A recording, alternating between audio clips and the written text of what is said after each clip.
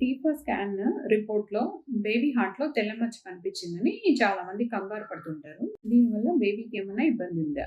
Hello everyone, I am doctor Jyothi, consultant gynaecologist, orange hospital, Tirupati. ఈ తెల్ల మచ్చని ఈఐఎఫ్ అంటారు. ఈఐఎఫ్ అంటే ఎకోజెనిక్ ఇంట్రాకార్డియాక్ ఫోకస్. ఇదేంటంటే బేబీ హార్ట్ కండరంలో ఒక చిన్న కాల్షియం డిపాజిట్ అన్నమాట.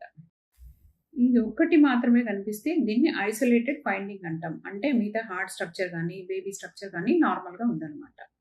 ఇది అరౌండ్ 20-30% బేబీస్లో రెగ్యులర్గా చూస్తుంటాం.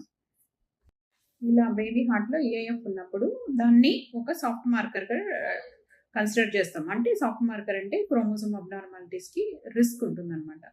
సో అలా ఉన్నప్పుడు డబుల్ మార్కర్ కానీ లేదా ఎన్ఐపిటి టెస్ట్లు కానీ మీ డాక్టర్ అడ్వైస్ చేస్తారు.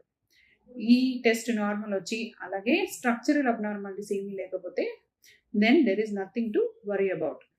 అలాగే ఇది ఏమాత్రము బేబీ హార్ట్ ఫంక్షనాలిటీని అఫెక్ట్ చేయదు.